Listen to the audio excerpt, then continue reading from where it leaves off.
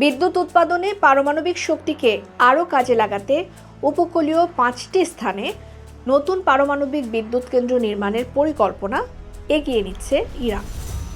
এ তথ্য জানিয়েছেন দেশটির পারমাণবিক শক্তি সংস্থার প্রধান মোহাম্মদ ইসলামী। তিনি বলেন, 2022 সালে উন্মোচিত ইরানের পারমাণবিক শিল্পের সমন্বিত কৌশলগত নথির আওতায় বিভিন্ন প্রকল্প বাস্তবায়ন করা হচ্ছে। এই নথির ভিত্তিতে দেশের জ্বালানি ব্যবস্থায় পারমাণবিক বিদ্যুতের অংশ বাড়ানোর লক্ষ্যে উপকূলের 5টি স্থানে পারমাণবিক বিদ্যুৎ কেন্দ্র নির্মাণের পরিকল্পনা নেওয়া হয়েছে এবং প্রকল্পগুলো নির্ধারিত পরিকল্পনা অনুযায়ী এগিয়ে যাচ্ছে।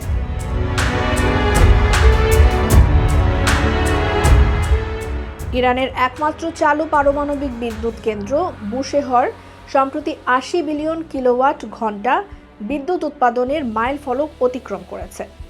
ইসলামের দাবি, এই পরিমাণ বিদ্যুৎ উৎপাদনের ফলে সাশ্রয় হয়েছে 131 মিলিয়ন ব্যারেল অপরিশোধিত তেল অথবা 21.3 বিলিয়ন ঘনমিটার প্রাকৃতিক গ্যাসের সমপরিমাণ জ্বালানি।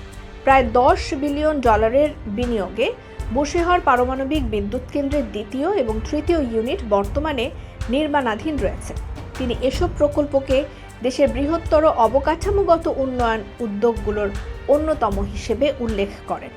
ইরানের দক্ষিণ উপসাগরীয় উপকূলে অবস্থিত বুশেহর বিদ্যুৎ কেন্দ্র বর্তমানে দেশটির জাতীয় বিদ্যুৎ গ্রিডে সরবরাহকারী একমাত্র কার্যকর পারমাণবিক বিদ্যুৎ কেন্দ্র।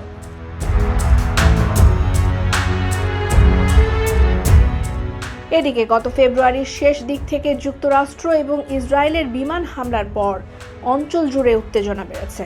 ইরানি গণমাধ্যমের প্রতিবেদনে বলা হয়েছে, সাম্প্রতিক সংঘাতের সময় বুশেহর বিদ্যুৎ কেন্দ্র একাধিকবার হামলার লক্ষ্যবস্তু হয়। তবে এসব হামলায় কেন্দ্রটির কার্যক্রম বা বিদ্যুৎ উৎপাদন ব্যাহত হয়নি বলে দাবি করা হয়েছে।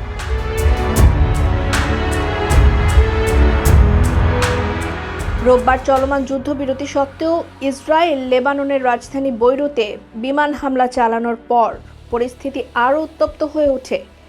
এর জবাবে ইরান উত্তর ইসরায়েলের দিকে ক্ষেপণাস্ত্র নিক্ষেপ করে।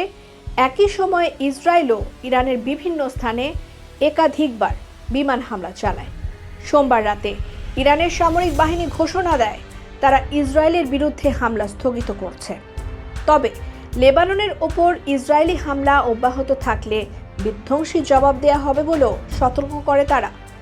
অন্যদিকে ইসরায়েলি গণমাধ্যম অজ্ঞাতনামা কর্মকর্তাদের বরাতে জানিয়েছে, ইসরায়েলও ইরানের বিরুদ্ধে বিমান হামলা বন্ধ করতে সম্মত হয়েছে, তবে দক্ষিণ লেবাননে তাদের সামরিক অভিযান অব্যাহত থাকবে।